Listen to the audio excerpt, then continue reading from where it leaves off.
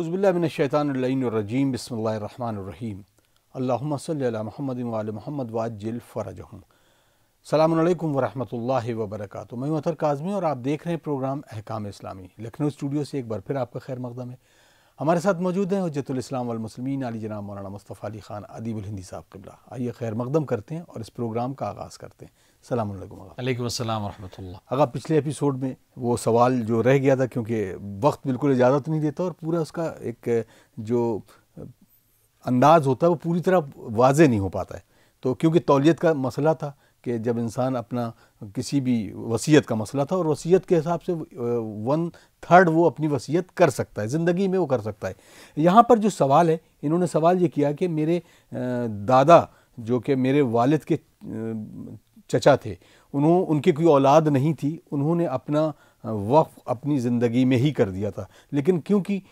میرے والد بہت کم سن تھے اور اس وقت ان کو اس کا متولی بنا دیا گیا، تقریباً ان کی عمر 6 برس تھی، اور کیونکہ اس کے نگراں کے طور پر، ولی کے طور پر والد کے چچا تھے، ہمارے دادا کا بھی انتقال ہو گیا تھا۔ اب کیونکہ وہ جب جوان ہوئے تب اس کی تولیت انہوں نے سنبھالی۔ کہنے کا مقصد یہ ہے کہ جو اب اس میں جو اخراجات ہیں اس کے حساب سے ان کی جو سیلری تھی اس زمانے میں 40 روپیہ تھی۔ آج کے دور میں اس سیلری کو کیسے کاؤنٹ کیا جائے؟ کہیں ایسا تو نہیں ان کے جانے کے بعد وہ تولیت ابھی ہمارے طرف نہیں آئی ہے، ہم وقف سے کچھ زیادہ مال خرچ کر لیں اور اس کی دیت ہم پر واجب ہو جائے اور کہیں حرام میں مبتلا نہ ہو؟ ہمیں اس بارے میں بتائیں کہ ہم اس سیلری کو اس زمانے کی، ابھی انہوں نے کوئی ڈیٹ نہیں لکھی ہے، کیسے اس زمانے میں کنورٹ کر سکتے ہیں؟ اعوذ باللہ من الشیطان الرجیم، بسم اللہ الرحمن الرحیم، الحمدللہ رب العالمین، وصلی اللہ علی سیدنا محمد وعلیہ الطیبین الطاہرین۔ دو مسئلے ہیں۔ پہلی بات تو یہ ہے کہ ان کی جو تولیت ہے، جو ان کے والد کو ولی بنا، یعنی وقت کا متولی بنایا گیا، تو متولی کے لیے ضروری ہے کہ وہ بالغ ہو۔ جی، لہٰذا یہ تولیت تبھی صحیح ہو سکتی ہے کہ جب اس کے اوپر کوئی سرپرست ہو جو بالغ ہو اور وہ اس کی سرپرستی کرے، اور جب یہ بالغ ہو جائیں تب ان کو اس وقت کا متولی بنایا جائے، جو تقریباً اسی طرح سے کیا گیا ہوگا۔ اب مسئلہ یہ آتا ہے کہ اگر وہاں متولی کے لیے انہوں نے وقف میں یہ کہا ہو کہ مثلاً اتنے پیسے متولی کو اس وقف سے، اس کی آمدنی سے دیے جائیں گے تاکہ وہ اپنے اخراجات نکال سکے، اور وقت کے لیے جو وقت دے رہا ہے اس کے اوپر اپنا جو وقت دے رہا ہے وہ اس کی کچھ آمدنی بھی ہو سکے، کیونکہ اتنا وقت دے گا وقت کے سنبھالنے کے لیے، دیکھنے کے لیے، جو بھی کام کر رہا ہے، تو اس وقت سے مثلاً اتنے پیسے اس کی تولیت کی اس عنوان سے، اجرت کے عنوان سے دیا جائے گا۔ اب اس میں دو مسئلے ہوتے ہیں۔ ظاہر ہے کہ مثلاً ان کا 40 روپے، تو 40 روپے مثلاً آج سے 100 سال پہلے یا 50 سال پہلے اس کی ایک الگ ویلیو تھی، اور آج اس 40 روپے کی کوئی ویلیو نہیں ہے۔ تو اس کو حاکم شرع سے جا کر ڈسکس کر کے اس کی تولیت نکالی جا سکتی ہے، اس کی جو قیمت ہے وہ نکالی جا سکتی، کوئی بہت بڑا مسئلہ نہیں ہے۔ قیمت نکالنے کے بہت سے معیارات ہیں، بہت سے طریقے ہیں، کئی چیزوں کو دیکھنے کے بعد ہم قیمت نکالتے ہیں۔ مثلاً ایک طریقہ جو اس کا ہے وہ یہ ہے کہ اس وقت 40 روپے میں کتنا سونا خریدا جا سکتا تھا اور اس سونے کی آج کتنی ویلیو ہے۔ مثلا مثال کے طور پر اس وقت 40 روپے میں، مثال ہم صرف دے رہے ہیں کہ مثلا 40 روپے میں اس وقت 1 تولہ سونا خریدا جا سکتا تھا، اور آج 1 تولے سونے کی قیمت 40,000 روپے ہے مثلا، تو اب اس کی ویلیو 40,000 روپے ہو جائے گی۔ یا اسی طرح 40 روپے میں کتنا گیہوں اس وقت خریدا جا سکتا تھا، آج اتنے گیہوں کی قیمت کیا ہے۔ مثال کے طور پہ 40 روپے میں مثلا 100 سال پہلے ٹنوں کے حساب سے گیہوں خریدا جا سکتا تھا، تو اب 1 ٹن گیہوں کی قیمت کیا ہے، اس قیمت کو اس کے ساتھ حساب کیا جا سکتا ہے۔ تو بہترین یہ ہوتا ہے کئی چیزوں کے ہم دام لیتے ہیں، پھر اس کے بعد اس کا ایک ایوریج نکالتے ہیں اور اس ایوریج کو پھر اس کی ویلیو کرتے ہیں۔ بہت سے طریقے ہیں، بہت سے اپلیکیشنز اب آ گئی ہیں جو اس کی ایویلیویٹ کر سکتے ہیں کہ مثلا 40 روپے جو سن فلاں میں اتنے تھے، وہ آج اس کی ویلیو کیا ہوگی اور کیا اس کی ویلیو، تو اس حساب سے ویلیو نکالی جا سکتی ہے، اور اس طرح کرنے میں کوئی حرج نہیں ہے۔ صرف احتیاط یہ کریں کہ حاکم شرع سے اس کی اجازت لے لیں، تاکہ وقف، چونکہ یہ وقف ان کے کنٹرول میں ہے، اور وقف کا جو ہدف تھا وہ یہ ہے کہ اس کو سیلری دی جائے تاکہ وقف کے امور کو صحیح سے انجام دے سکے۔ تو ظاہر ہے 40 روپے کی سیلری آج کی تاریخ میں بالکل ہی عبث ہے، کوئی بھی اس پہ کام نہیں کرے گا۔ تو خود 40 روپے اس نے وقف نہیں کیے تھے یا اس نے معین نہیں کیے تھے، اس نے اس وقت کے حساب سے روپے دیے تھے. اب آج کی جو ویلیو ہے اس حساب سے اس کو ایویلویٹ کیا جا سکتا ہے, اس میں کوئی تصرف نہیں مانا. ظاہر سی بات ہے وقت کی جو ویلیو اس وقت تھی وہ آج نہیں ہوگی, آج اس کی ویلیو اسی حساب سے انکریز ہو چکی ہوگی. لہٰذا اس انکریزمنٹ کو نظر میں رکھتے ہوئے ایویلویٹ کر کے ان کی تنخواہ دی جا سکتی ہے, اور اس میں کوئی حرج نہیں ہے, لیکن بنا بر احتیاط حاکم شرع کی اجازت سے یہ کام کیا جائے تاکہ بالکل ہی آپ کے اوپر کوئی ذمہ داری شرعی نہ رہ جائے. جزاک اللہ. آقا کیونکہ تولیت کا بھی ایک مسئلہ یہ ہے کہ آج کل اوقاف کے بارے میں آپ اگر بات کریں تو بہت سارے اس میں بھی جھول ہوتے ہیں, اور بہت ساری چیزوں جو امام کا مال ہے یا خداوند عالم کا مال ہے اس پر لوگ جو ہیں وہ اپنی شکم کو بھر رہے ہیں. لیکن خیر میرا سوال جو اس پر یہ ہے کہ اگر ایک شخص اپنی زمین یا جائیداد کو وقف کرتا ہے اور اس کے کوئی اولاد نہیں ہے, پھر اس کے بعد وہ کسی کو اس پر مامور کرتا ہے ایک متولی کے طور پر, اور وہ متولی پھر اس کے بعد وہ یہ اس میں یہ بھی نوٹ کرتا ہے کہ یہ علی الخیر ہے لیکن علی الاولاد ہے, اس کے بعد اس کی اولاد, اس کے بعد اس کی اولاد. جب وہ شخص دنیا سے گزر جاتا ہے جو پہلا متولی ہے, اس کے بعد اس کی اولاد میں یہ کس طریقے سے تولیت جائے گی علی الاولاد کے نام پر؟ دیکھیے وقف علی الاولاد سمجھ میں آتا ہے, تولیت علی الاولاد کی پھر وصیت اگر اس نے کہا کہ ان کے بعد ان کے بیٹا جو ہے وہ ولی بنے گا یا وہ اس کے پاس تولیت رہے گی, یہ دو الگ الگ چیزیں ہوں گی. مثلا اس نے وقف کیا اپنی اولاد کے لیے, اس کے پاس کوئی اولاد نہیں ہے تو وقف کیا اس نے علی الخیر, مثلا اس سے یہ امور انجام پائیں گے. وقف میں پوری طرح سے ڈسکرپشن موجود ہونا چاہیے کہ ہم نے جو وقف کیا ہے یہ ان امور کے لیے وقف کیا ہے. مثلا اس وقت سے صرف کھانا کھلایا جائے گا مثلا, یا اس وقت سے صرف فقراء کو رہنے کی جگہ فراہم کرائی جائے گی, یا اس وقت میں صرف فقیر رہیں گے. مکان اس نے وقف کر دیا کہ اس میں فقراء رہیں گے. اب ایک انسان کو متولی بنا دیا, اس کی ذمہ داری ہے کہ اس مکان کو فقراء استعمال کریں, اور اس مکان کے اوپر جو خرچے آتے ہیں اس کو جو بھی طریقہ ہو اس کے ذریعے سے اس کو خرچے کو برداشت کیا جائے. تو ایک چیز ہو گئی وقف علی الخیر ہونا یا وقف علی الاولاد ہونا. تو اولاد کے لیے وقف کیا ہے تو اولاد کے بعد دوسری اولاد, اس کے بعد نسل در نسل یہ چلتا رہے گا, اور اس میں وہ تصرف کر سکتے ہیں صرف اس کے امور تک, یعنی اس کی فائدے سے. خود وقف کو چینج نہیں کر سکتے یا اس کو بیچ نہیں سکتے. اب انہوں نے نہیں وقف کیا ہے خیر کے لیے, اور جس کو متولی بنایا ہے اس سے یہ وصیت کی ہے یا اپنے وقف نامے میں لکھا ہے کہ متولی فلاں صاحب ہیں, اور اس کے بعد یہ تولیت ان کی نسل میں جاری رہے گی. یہ ہو گیا مسئلہ دوسرا. تو وقف خیر پہ ہی رہے گا, تولیت نسل در نسل چلتی رہے گی. تو اس کا سسٹم بالکل وہی ہے کہ جو شرائط متولی میں ہونے چاہیے وہ اس شخص کے اندر پائے جانے چاہیے. یعنی وہ احکام کو جانتا ہو, اس وقف کے اندر خورد و نوش نہ کرنے والا ہو, احکامات کے اوپر صحیح عمل کرنے والا ہو, جو بھی شرائط اس نے متولی کے لیے معین کی ہے اس پہ ہو. بس اگر ان کی اولاد میں اس شخص کی پھر ذمہ داری ہے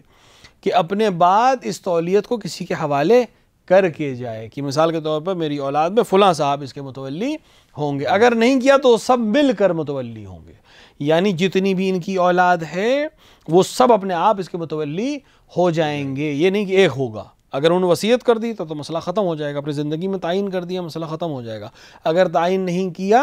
تو اب جتنی بھی اولاد ہے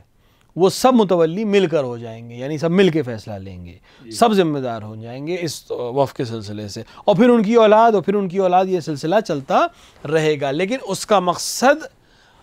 وقف کے اندر اوپر نیچے کرنا نہیں ہے, بلکہ وقف کو صحیح طریقے سے استعمال کرنا, اور جو واقف کی منشا تھی اس حساب سے استعمال کو دیکھنا ہے. لہٰذا وہ اپنے اوپر خرچ نہیں کر سکتے, اپنے اوپر وہی چیز لے سکتے ہیں اس وقت سے جو اس نے متولی کے لیے مخصوص کی ہو, چاہے پرسنٹیج میں ہو چاہے عدد میں. لہٰذا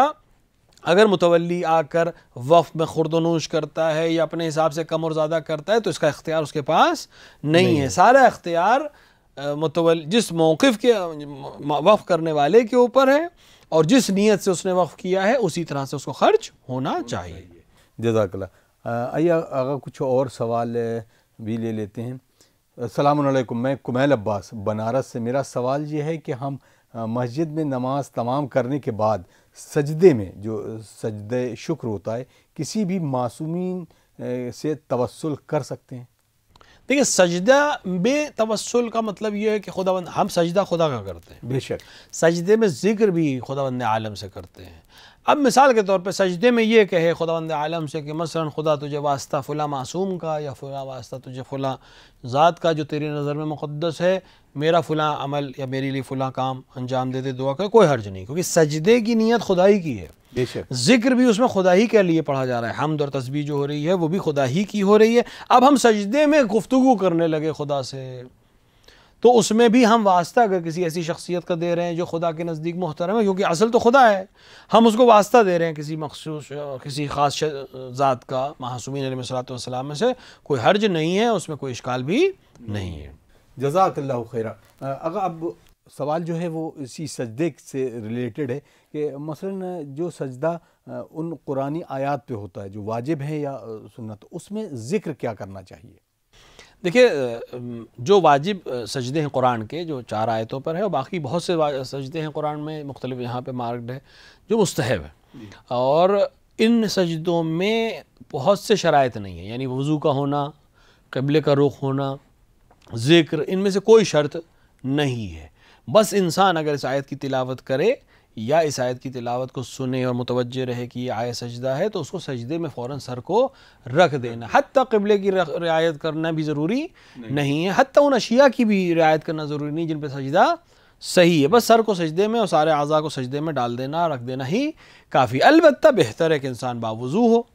روب قبلہ ہو، جن چیزوں پہ سجدہ کرنا صحیح ہے ان پہ کرے، ذکر پڑھے، ذکر میں وہی ذکر جو وہ پڑھ سکتا ہے، جو بھی ذکر، سبحان اللہ سبحان اللہ سبحان اللہ، تسبیح یہی کافی ہے، سبحان ربی الاعلی و بحمدہ، سبحان ربی العظیم و بحمدہ، اللہم صلی علی محمد و آل محمد، کوئی بھی ذکر جو ذکر الہیہ ہو، ذکر دعائیہ ہو، وہ پڑھ لینا کافی ہے، اور اس نے حکم خدا پر عمل کر لیا ہے۔ جزاک اللہ۔ اگر اب جیسے سجدہ اور بھی بہت ساری چیزیں، جیسے مثلا مجھے کوئی خوشخبری ملی ایک دم سے، اور میں اب کسی ایسی جگہ پر ہوں کہ میں اپنے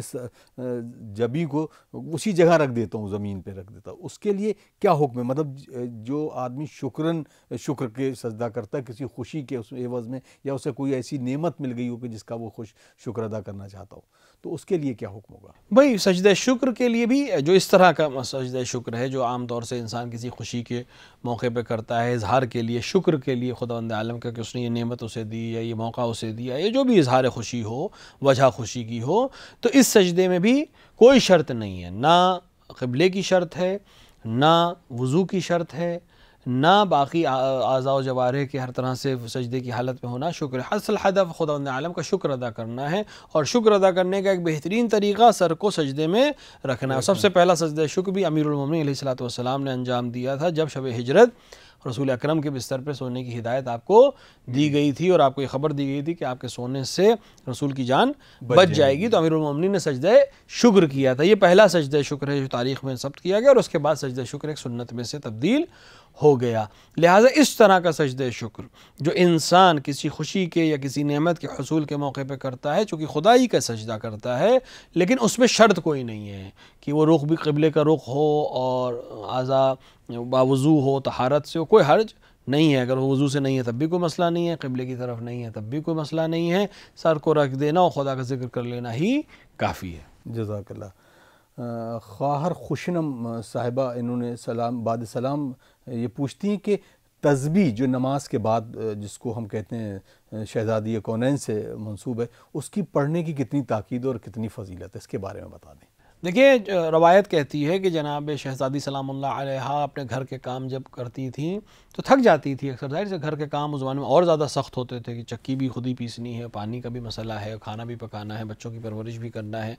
تو امیر المومنین علیہ الصلوۃ والسلام نے جناب شہزادی سلام اللہ علیہا سے یہ کہا کہ آپ کے بابا کے پاس کچھ کنیزیں آئی ہیں، جو ابھی کچھ کی جنگ جیت کی جو مال غنیمت آیا اس میں کچھ کنیزیں بھی ہیں، تو آپ جا کر اپنے والد سے اپنے لیے کنیز مانگ لیجئے تاکہ آپ کے گھر کے کاموں میں آپ کی مدد کی جا سکے۔ جناب زہرا سلام اللہ علیہا رسول اکرم کے پاس گئیں، کچھ لوگ بیٹھے تھے تو آپ کو حیا آئی اپنے بابا سے کچھ کہنے میں، کتنا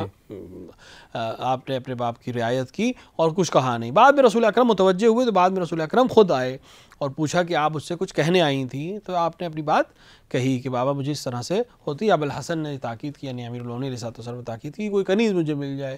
تو رسول اکرم صلی اللہ علیہ وآلہ نے فرمایا کہ میں اس سے بہتر چیز تمہیں دے دیتا ہوں، اور اگر تم ہر نماز کے بعد اس طرح سے تسبیح پڑھو جو آج تسبیح کا طریقہ ہے کہ 34 بار اللہ اکبر اور 33 بار الحمدللہ اور 33 بار سبحان اللہ. بعض روایت میں کہ آخر میں یہ 100 بار جب پورا ہو جائے تو لا الہ الا اللہ ایک بار کہنا مستحب ہے. تو وہ تمہیں دنیا اور آخرت میں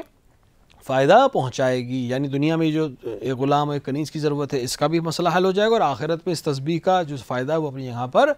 حاصل ہوتا رہے گا. تو یہ چونکہ جناب زہرا سلام اللہ علیہا سے روایت کی گئی تو اب یہ تسبیح پڑھنے والا اس کو جناب زہرا کی تسبیح کہنے لگتے، کیونکہ روایت جناب زہرا سے ہے اور تعلیم بھی جناب زہرا کو کی گئی. جیسے دعائے کمیل امیر المومنین کی دعا ہے، اصل میں جناب خضر کے ذریعے سے آئی ہے، اور امیر المومنین نے جناب کمیل ابن زیاد ریاحی کو یہ بیان فرمائی، لہٰذا ان سے منسوب ہو گئی دعائے کمیلیہ. دعائے صفوان یہ دعا امام زین العابدین کی پڑھی ہوئی دعا ہے جو ذات عاشورہ کے بعد پڑھی جاتی ہے، لیکن چونکہ راوی صفوان ہے یا راوی علقمہ ہے تو ان کے نام سے منسوب ہو جاتی ہے. تو ایسی بہت سی دعائیں، ایسی بہت سے نام جو ہیں اس وجہ سے پڑھتے. تو تسبیح اللہ ہی کی ہے، لیکن چونکہ جناب زہرا کے ذریعے سے ہم تک پہنچی لہٰذا تسبیح زہرا کہلاتی ہے. امام علیہ الصلوۃ والسلام یعنی چھٹے امام علیہ الصلوۃ والسلام سے پوچھا گیا کہ تسبیح زہرا کی عظمت اور فضیلت کیا ہے، تو آپ نے فرمایا کہ جناب زہرا سلام اللہ علیہا بضعۃ الرسول ہے، رسول اکرم کے جسم کا ٹکڑا ہے، ان کا حصہ ہے، جسم میں نہیں ان کا حصہ ہے. ہر چیز جو رسول کی ہے اس میں وہ شریک ہیں، اور وہ رسول اکرم سے کوئی چیز طلب کریں اور رسول اکرم اس کے عوض میں جو چیز ان کو دیں، پھر اس سے بہتر کوئی چیز کائنات میں نہیں ہو سکتی. کیونکہ جب جناب زہرا کو رسول اکرم خود سے تحفہ دیں گے تو اگر اس سے بہتر کوئی چیز ہوتی تو یقیناً رسول اکرم وہی چیز عطا کرتے. اس کا مطلب اس سے بہتر کوئی چیز نہیں ہے. اسی لیے تاکید ہوئی ہے کہ اگر نماز کے بعد جو دعائیں ہیں، تعقیبات ہیں، اگر کچھ بھی نہ پڑھے انسان، وقت نہیں ہے، حوصلہ نہیں ہے، ہمت نہیں ہے، تو کم سے کم یہ تسبیح جناب زہرا سلام اللہ علیہا ضرور پڑھے کہ اس کا ثواب تمام تعقیبات سے زیادہ ہے، اور اس کا فائدہ انسان کو دنیا اور آخرت میں ضرور حاصل ہوگا. کہ بہترین تحفہ رسول اکرم کا، اعلیٰ ترین تحفہ کس سے بہتر ہوتا تو رسول اکرم وہی دیتے. بس ایک رسول نے اپنی بیٹی کو جو تحفہ دیا اس کی عظمت کو دیکھتے ہوئے اس کی عظمت کا ہمیں اندازہ ہو سکتا ہے. تو اس کی تاکید ہے، بہت زیادہ تاکید ہے اس کو پڑھنے کی. دنیا اور آخرت میں اس کے بہت زیادہ فوائد ہیں، حسنات بہت زیادہ اس کے لکھے جاتے ہیں کہ اگر کوئی انسان اس کو تسبیح پڑھے تو اس کے تمام گناہ بخش دیے جاتے ہیں اور اس کو عظیم حسنات عطا کیے جاتے ہیں. لہٰذا اگر کوئی انسان نماز کے بعد تعقیبات نہیں بھی پڑھنا چاہتا ہے تو کم سے کم اس تسبیح کو ضرور پڑھے تاکہ اس کو دیگر تعقیبات کا ثواب بھی حاصل ہو جائے. جزاک اللہ. کیونکہ اب اس کے لیے کچھ روایت اور بھی سنی ہے کہ جب شہزادی کے پاس رشتہ آیا اور وہ ستارہ زہرہ جو تھا وہ جب چلائے تو شہزادی نے پہلے اللہ اکبر کہا، پھر الحمدللہ، پھر سبحان اللہ کہا. تو کیا اس روایت کو بھی اس سے اگر مربوط کرے تو کیا یہ روایت بھی صحیح ہے؟ عام طور سے بزرگ علماء نے اپنی کتابوں میں، معتبر کتابوں میں اس روایت کو نقل نہیں کیا ہے، لیکن دیگر کچھ علماء نے اس روایت کو نقل کیا ہے کہ زہرہ کی حرکت کے اوپر جناب شہزادی سلام اللہ علیہا نے جو ذکر خدا کیا وہ ایک تسبیح کی شکل میں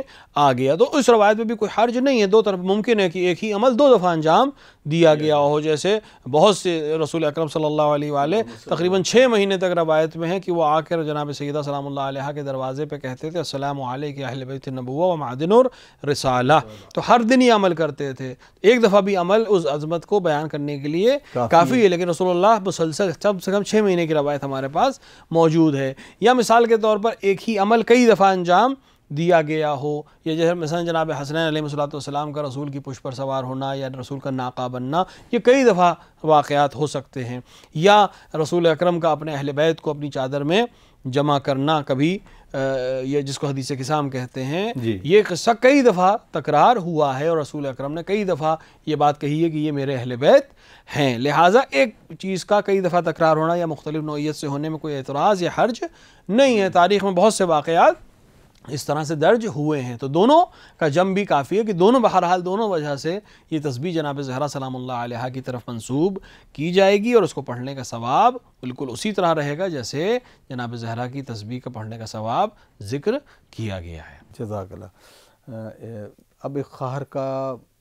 بہت ہی مطلب دل سوز سوال اگر ہم اس کو کہیں تو انہوں نے کہا کہ اس حالات میں حالات بہت ہی نہ کہنے والے ہیں، مطلب بہت ہی زیادہ خراب حالات ہیں، فائنینشلی کنڈیشن بہت ہی